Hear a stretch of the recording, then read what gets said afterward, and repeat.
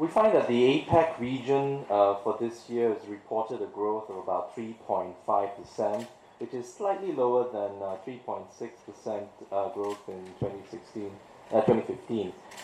We know that since the global financial crisis in 2008, the global economy has been recovering in a very, very slow pace. But we're beginning to see some firmer signs of much stronger economic recovery, particularly when we look at both the trade performance as well as manufacturing.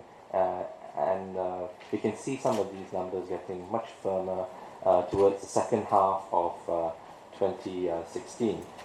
Much of that growth has been driven by private consumption as well as public consumption.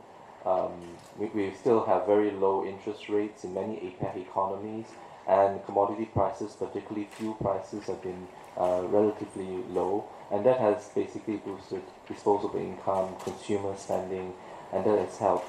Also, in terms of public consumption, many economies who do have the fiscal space, do have the budget, are able to initiate some fiscal stimulus measures, and that has also helped to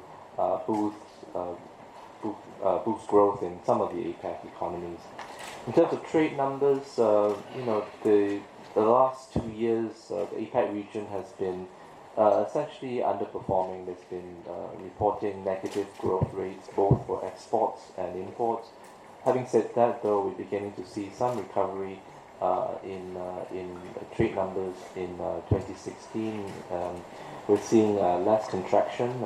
For example, exports contracted by just 4.1% compared to last year in 2015 at 8.7%, and imports as well we're seeing improvements in imports as well. So if you look at the outlook numbers, the APEC region is expected to grow by 3.8% in 2017, and also 3.8% in 2018, and it's slightly higher than world GDP growth. If you look at the IMF forecast numbers, the World Economic Outlook report also just came out by the IMF in April.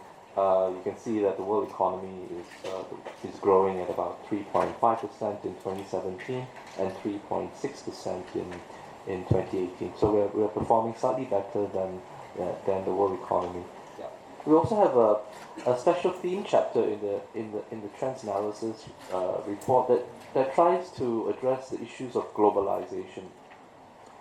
We know that there's been a much stronger anti-globalization sentiments over the last year or so, and I think what we try to do is to try to look at both what we call the good and the bad, the benefits of globalization, but also what are the costs arising from globalization over the last 10, 20 years. So of course, in terms of the good, the benefits, we see, for example, that thanks to globalization, between the period of 1950 to 2015, the world economy grew at an average rate of 3.8%, which is quite high. APEC's share of the world GDP, the world economy, increased from 48.9% to 53.9%. And globalization, as you know, has contributed to stronger economic growth, and it's also helped in terms of the development of global value chains, particularly in Asia. I think Vietnam is also a major beneficiary of a lot of foreign direct investments and being part of those global value chains.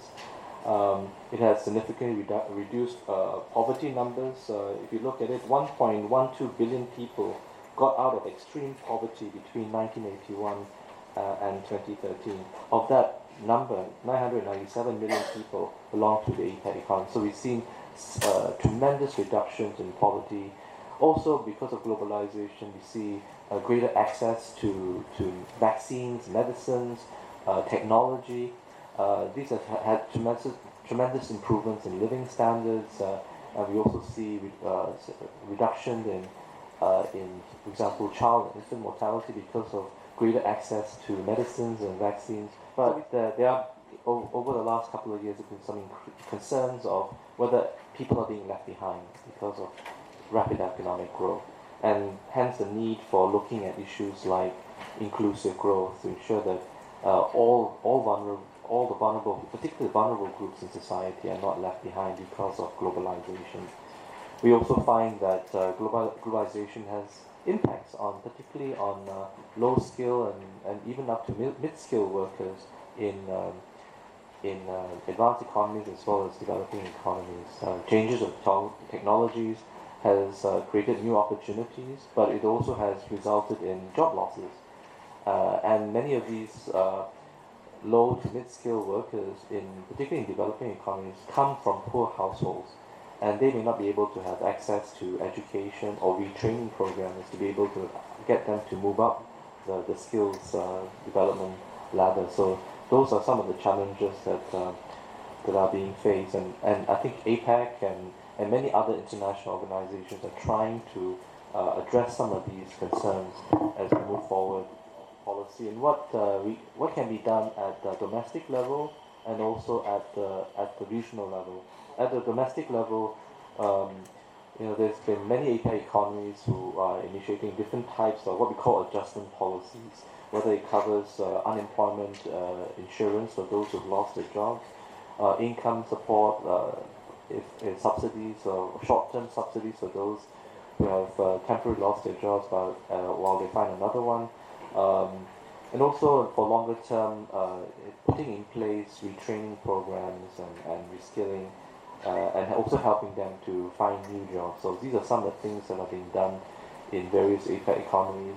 And APEC is a great platform for sharing of these experiences and how these are done in different economies and whether other economies can learn from them. And I think this is quite crucial. At the regional level, I think great APEC, we continue to talk about greater openness in terms of trade liberalization and access to international markets, and I think that would help to reduce some of the trade distortions that may slow down some of the impact, as we talked about in terms of job losses. And also, looking at trying to customize policies that would ease some of these local adjustments. As, for example, gradually opening up the markets rather than opening up too quickly, and that has, of course, an impact in terms of the employment market if you open too quickly. And then also looking at some of the soft laws, environmental labor laws, to ensure that we protect the workers, and also looking at environmental standards as well. These are some of the things that can be done, of course, based on international laws, like for labor standards, the ILO, the International Labour Organization, is one of the organizations which we can try to follow to ensure that workers are protected.